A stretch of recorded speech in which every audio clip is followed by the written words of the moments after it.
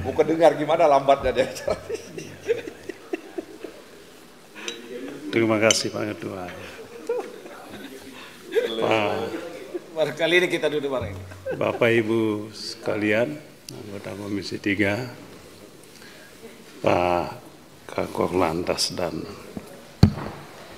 para pejabat utama yang saya banggakan. Saya menyampaikan terima kasih Pak Ketua telah dibuka RDP dengan Kakor Lantas ini. Saya masih ingat 10 tahun silam kurang lebih diskusi tentang urusan lantas ini apakah di bawah kepolisian atau tidak.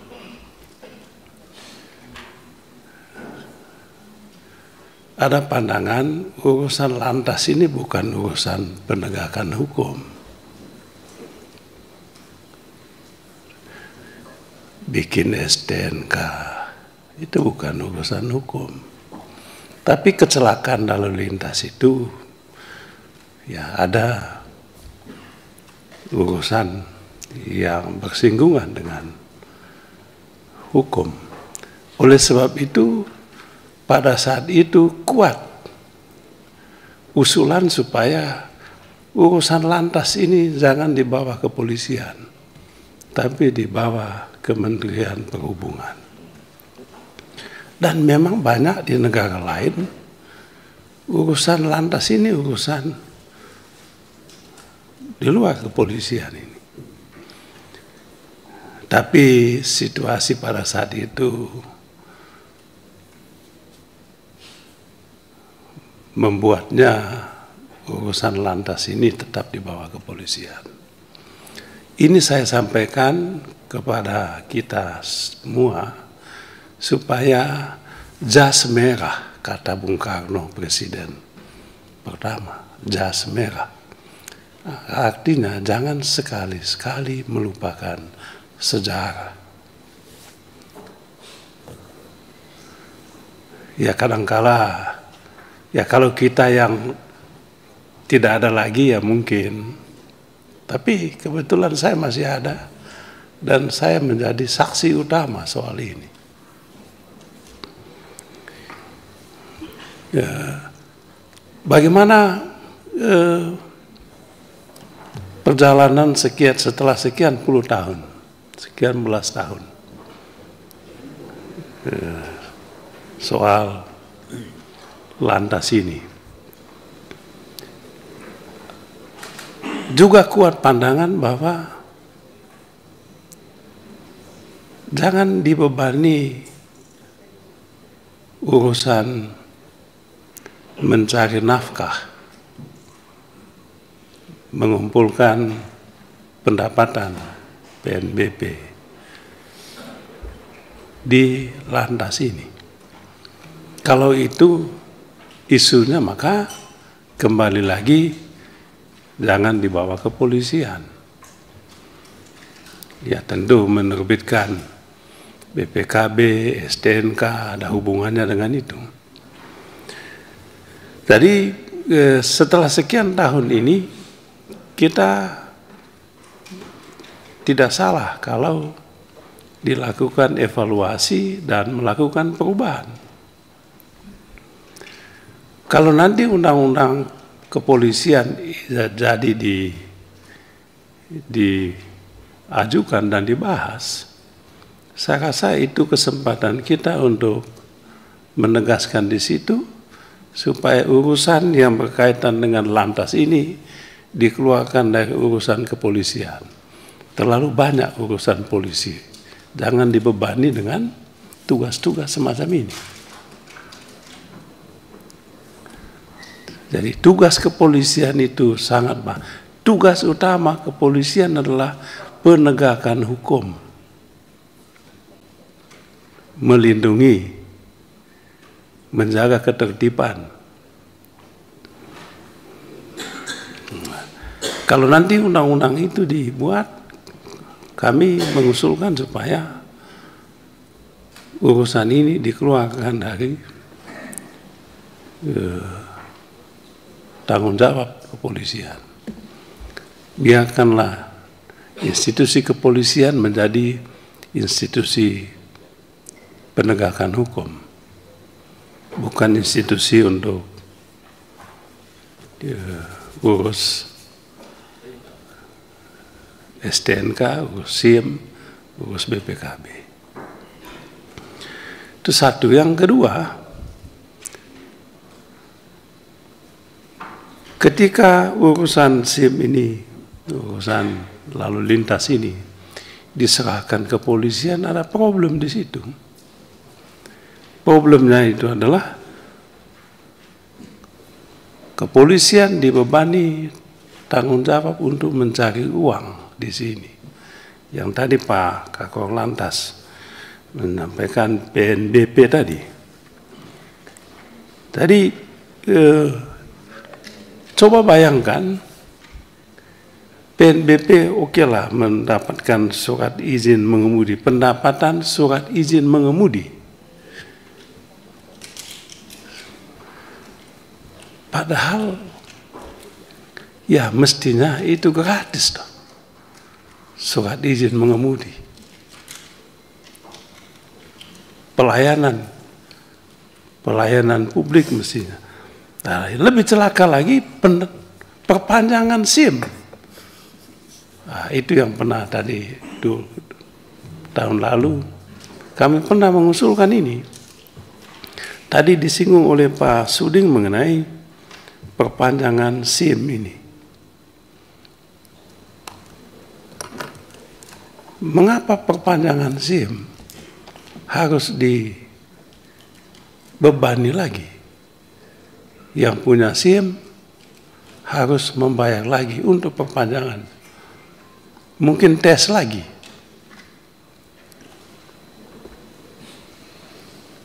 Nah, yang ada di lembaga lain juga ada, tenaga dokter, perawat juga memperpanjang surat izin ini.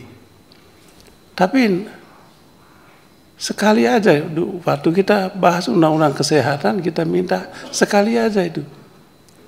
Jangan setiap tahun diperpanjang. Kutip lagi. Nah, di situ diperpanjang tapi tidak bayar. Nah, di sini bayangkan target perpanjangan SIM saja itu bisa sampai 1 triliun. Dan SIM itu Pak Kakor Lantas itu orang-orang kecil. Orang-orang kecil. Di daerah saya di NTT, Provinsi Kepulauan, untuk memperpanjang SIM saja harus datang ke Kupang. Ada SIM tertentu yang di kabupaten. Di kabupaten pun susah. Tiba-tiba mesin rusak. SIM tidak bisa diperpanjang. Lalu mereka yang tidak bisa memperpanjang SIM akibat mesin rusak tetap membawa kendaraan kemudian ditangkap dengan alasan SIM sudah mati. Loh, ya mati SIM kan, Bapak tidak mati mesinnya. Masa rakyat harus dijadikan korban? Jadi lalu apa sebetulnya? Memperpanjang SIM, datang dari kampung ke Kupang, naik pesawat, coba bayangkan. Ke Pak Kakor Lantas mungkin pernah di NTT. Coba bayangkan, ke Kupang naik pesawat. Dan pesawat dari kampung saya ke Kupang itu mahalnya sama dengan dari Jakarta ke Thailand. Sama Pak Kakor Lantas. Pesawatnya dulu itu, belum nginapnya lagi di Kupang. Belum nunggunya lagi. hanya untuk memperpanjang SIM. Saya tidak tahu di provinsi-provinsi lain, tapi dugaan saya sama. Oleh sebab itu, Pak Ketua, saya sebetulnya ingin sekali mesti diaudit. Oh iya. Saya ingin dapat laporan tadi. Tahun 2024 ini, Pak, berapa banyak SIM itu yang Bapak terbitkan? Betul, diaudit. Berapa yang diperpanjang? Audit. Diaudit. Berani nggak diaudit? Coba Pak Kakor Lantas, audit. Kalau audit ini,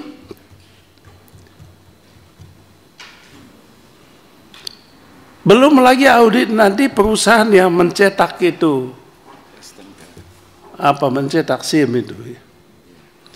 Belum lagi urusan memperpanjang STNK. Kalau perpanjang STNK itu platnya wajib diganti lagi dan dibayar lagi Pak Kakor Lantas. Saya punya mobil di rumah, mobil lama. Saya belum pernah beli mobil baru. Udah 10 tahun. 2014 saya beli mobil. TNKB-nya masih bagus, ganti lagi. Tapi setiap tahun ganti STNK, itu platnya wajib diganti. Saya tanya loh, kan platnya masih bagus? Iya Pak, harus diganti. Dan kalau diganti, mesti dibayar lagi. Untung besar itu pengusaha yang bikin plat ini. Untung besar itu Pak. Ya dibagilah sama pemerintah. Lalu plat tadi jadi sampah di rumah. Mau dibuang kemana sampah ini?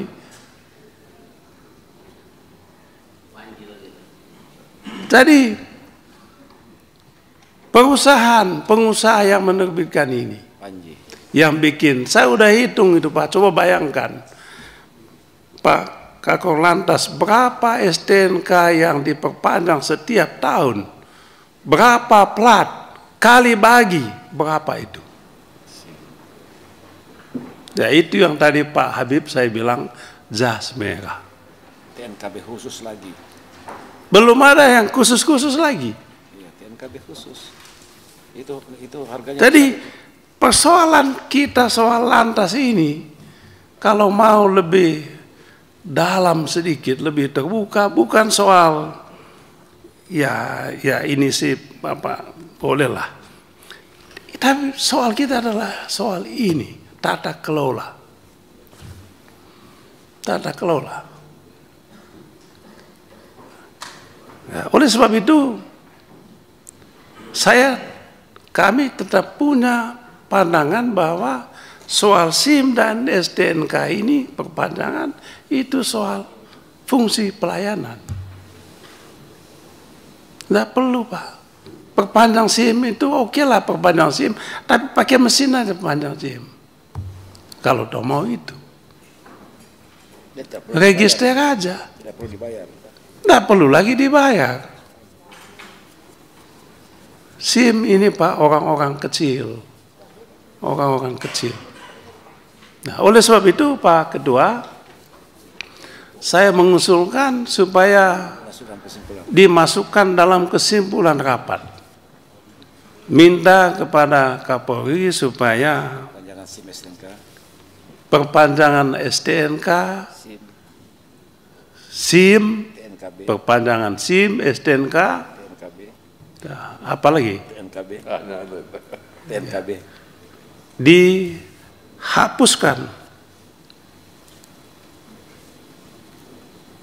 mulai tahun anggaran 2025 ini. Oke lah yang sudah lewat, dilewat. Yang kedua, masukkan di dalam kesimpulan, diaudit. Panggil pengusahanya. Panggil pengusahanya. Pengadaan mobil. Sama juga dengan kena roda 4, roda 2, mobil juga. Kalau itu diaudit. Panggil itu. Betul nggak sekian jumlahnya? Dengan speknya tidak. Nah ini kalau kita mau serius Pak Ketua, menurut saya nggak usah kita ngomong yang lain-lain. Saya punya kapoksi tadi, ketua tadi udah bagus, orang meninggal di jalan raya, oke lah itu. Nah tapi yang jauh lebih penting adalah ini, bikin orang meninggal pelan-pelan adalah ini. Ya. Jadi Pak Ketua, sekali lagi saya mengusulkan untuk dimasukkan dalam kesimpulan 2 soal penting ini. Soal penting yang pertama, hapus perpanjangan SIM dan STNK. Yang kedua, lakukan audit. Kesimpulan kedua yang penting lagi, audit. Almatsus dan Sarpas. Panggil itu pengusahanya. Berani nggak? Itulah Nataru yang sebenarnya. Natal dan Tahun Baru. Supaya tertib semua ya. Tahun lama, tahun lama kita tinggalkan. Gini, dengan Tahun Pak Baru. Beni. Nih nanti Sekian dan sebentar. terima kasih Pak. Ya. Beliau sudah paham. Waktunya kita bagi. Jadi biar ini kita sudah paham niatnya, beliau sudah kita pahami.